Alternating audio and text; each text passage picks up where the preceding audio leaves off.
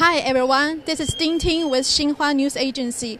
Welcome to our live program on Xinhua's 3 social platforms, Facebook, Twitter, and YouTube. Here is the city of Shanghai in East China. Today we are going to witness in the Fengxian district about the autonomous driving in the Sunning's logistics park, which is China's retail giant. So the logistics park located in the Fengxian is also the management and the headquarters and the distribution center in East China.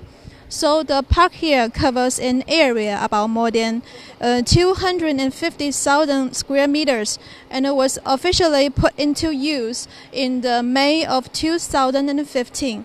So this is a highly automatic logistics park, which has 3 times storage capacity and 800,000 daily processing capacity.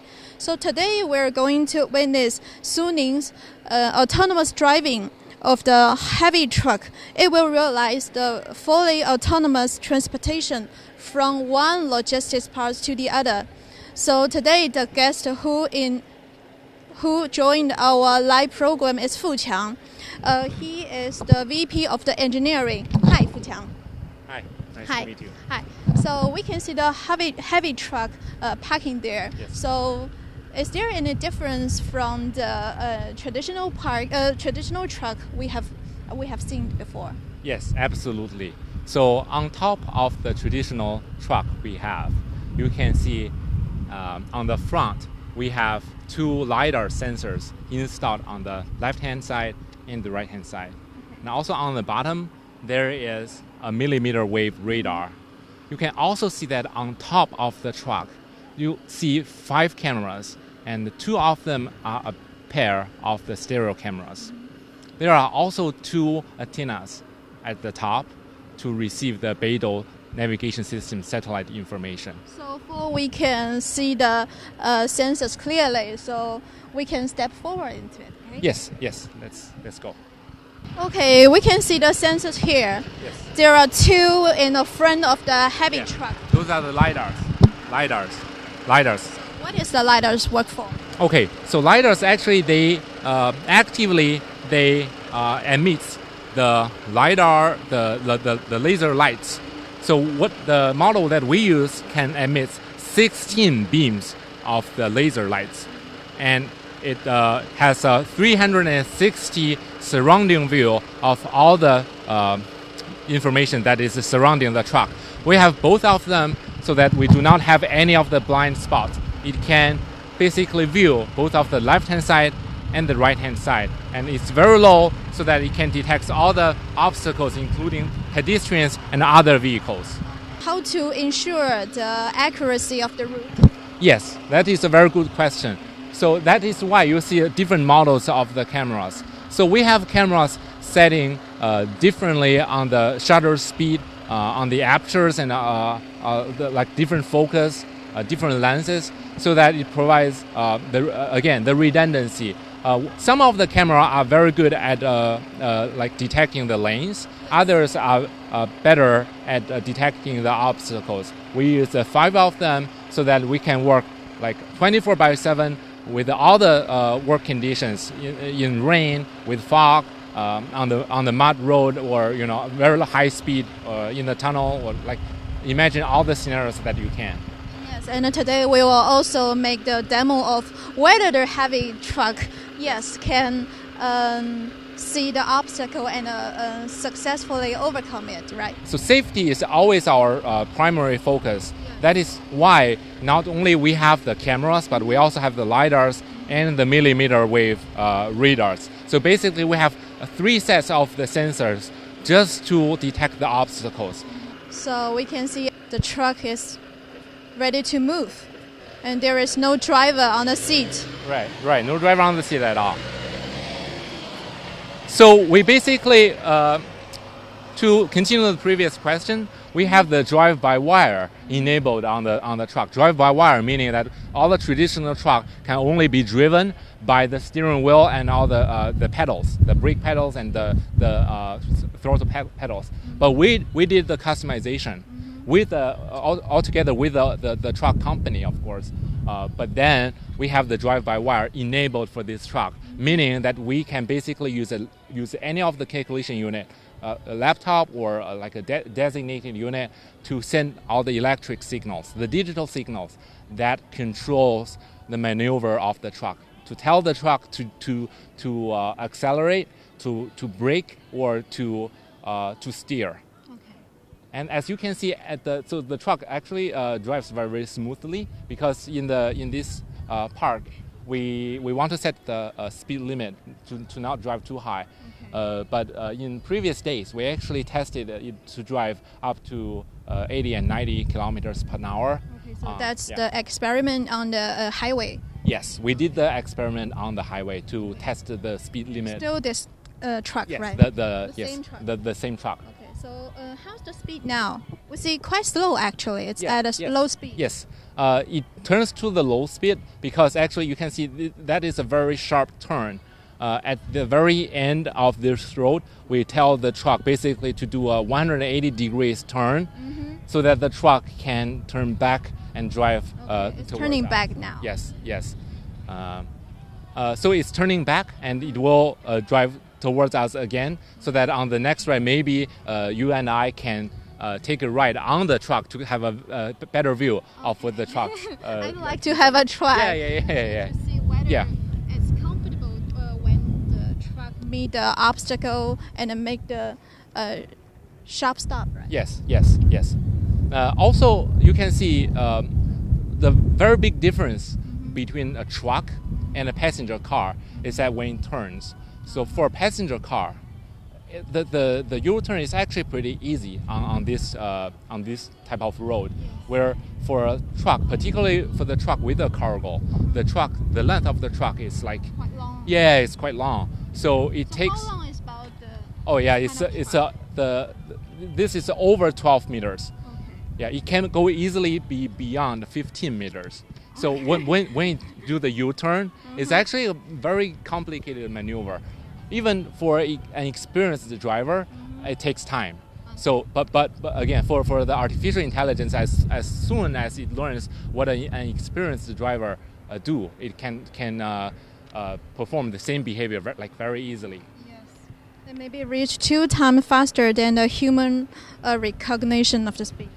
Oh yes. So all of our sensors have a very low, what we call the latency. So the calculation latency is about 25 milliseconds. The sensor itself usually have a latency of maybe 100 milliseconds. So adding up them together is about 120 milliseconds or so.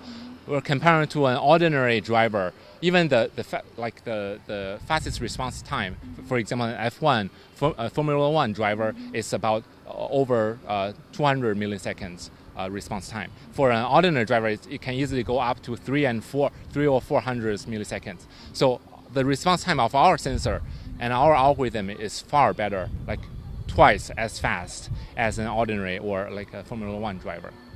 Yeah, let's go this way so that we can get closer to the entrance of the truck, so that when the truck comes over, we can take a ride. Okay, so let's cross the road. Yeah, and also in this ride, I will ask one of our colleagues, Arthur, come over. So in this ride, we will take into the truck, and Arthur will be not here. After when we get on the truck, maybe you will find somewhere and you enter the road, and we will do a demo of the emergency brake of the truck. Okay. Hello, Arthur. Yeah. So this is the passenger who will join the demo today. So he will be the passenger to cross the road, right? And to be the obstacle. Yeah, I will try to present the obstacle, and I will try to make the truck stop itself. Okay. So good luck to you. No problem. I trust it.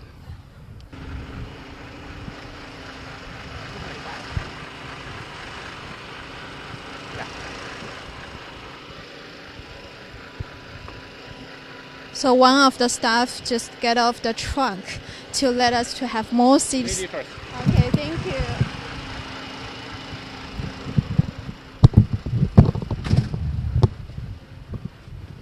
我到后面来吗？我要坐上来。Yeah, wherever you want. Okay. Okay, actually, this is my first time to get on the heavy truck. So where should I sit? Yeah. Maybe can I sit on the driver's seat? You'd better sit here. Okay. I think. Yeah. Maybe. Yeah. We don't really need a driver. So the developer sitting on this truck does not actually not actively control the truck.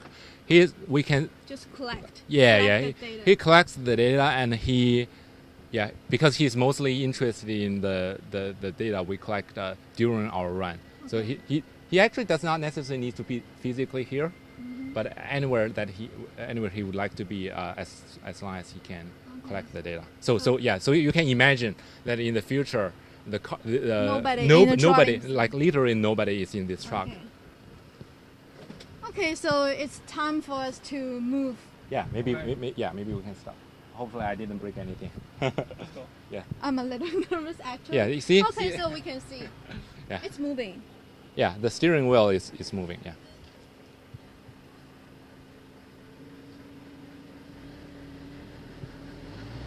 And So welcome to the we future. can see the Yeah. colleague. Yeah. Oh, yeah. So if we didn't Say see hi. very clearly, so we can try the second time, shall we? Yeah. So maybe on this place when we turn back, and we can. Yeah, try or that maybe again. in the next run. Okay. I'm a little bit too far away from him to tell him. Okay.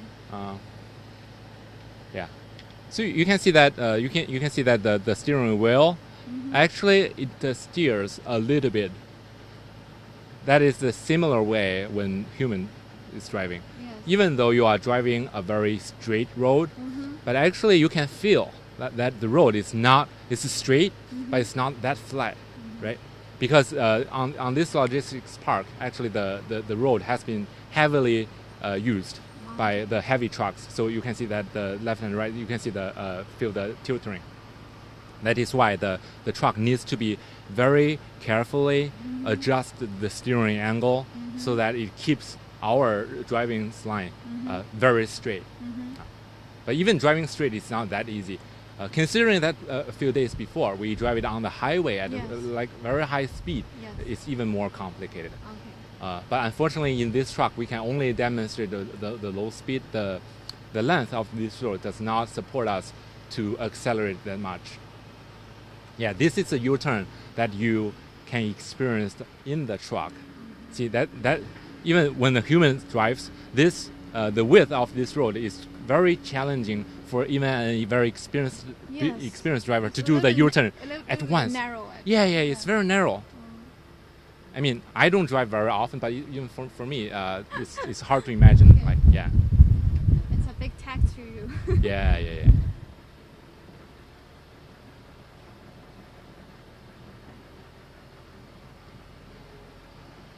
And also, see that when it turns back, it tries to enter back into this road. Back to the central. Yeah, by overly enter the road and then compensate it back by doing a little bit of right angle steering. So this is exactly the behavior when we firstly learned from the experienced driver. So basically, we ask a very experienced driver to do a dry run, and our models will pick up like how the experienced drivers drive. Okay. And then we will learn from it. Okay, so behind it, it's actually the deep learning. Yes. We call it, like, generally, yes, we can call it deep learning. So AI. yes, an artificial intelligence. So the biggest difference between deep learning and the traditional artificial intelligence is that deep learning does not depend on any of the preset rules. So our engineers, like he's sitting here, does not set the explicit rules, like if-else rules. No, we do not set, but we collect the data from the right behavior. And we have our models to learn from that behavior, to extract what is right and what is wrong, and then behave it by itself. So that is more or less the shortest explanation of what deep learning really is. Okay. It knows what he is doing. Because that is the best way to turn it back. Okay. Because it wants to be back, and because we have also a cargo, it wants the tractor, the truck tractor and the cargo to be on the straight line as soon as it can. So that was the best way. Yeah, this is our destination. Okay. So we can take it So down what here. about Yeah. to call your colleague Oh, to to- make another try? Yeah, Yes. absolutely. So we can see that clearly. Yeah, let me simply give him a call. Yeah. So Arthur, our colleague, our loved colleague, is there again. Yes. Okay. Yeah, we can go anytime. So he's ready now. So let's move forward. Yeah.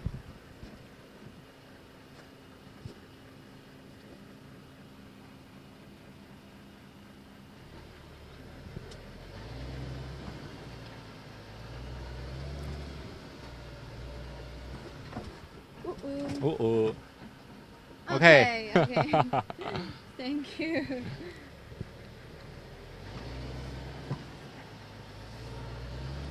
So basically, our truck has a artificial intelligence algorithm Yes. to tell how dangerous the situation is. In the very dangerous situation, the more dangerous the situation is, the harder the brake is.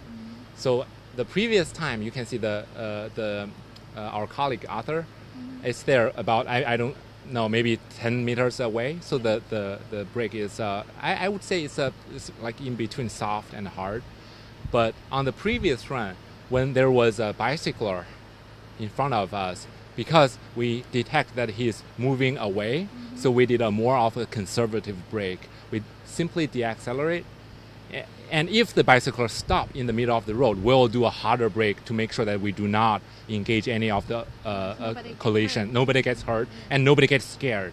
Okay. So it's not only getting hurt. Yes, we are like 100% confident with our braking systems, but we also do not in any case scare like the pedestrians, the passengers or the pedestrians. So we'll act more conservatively.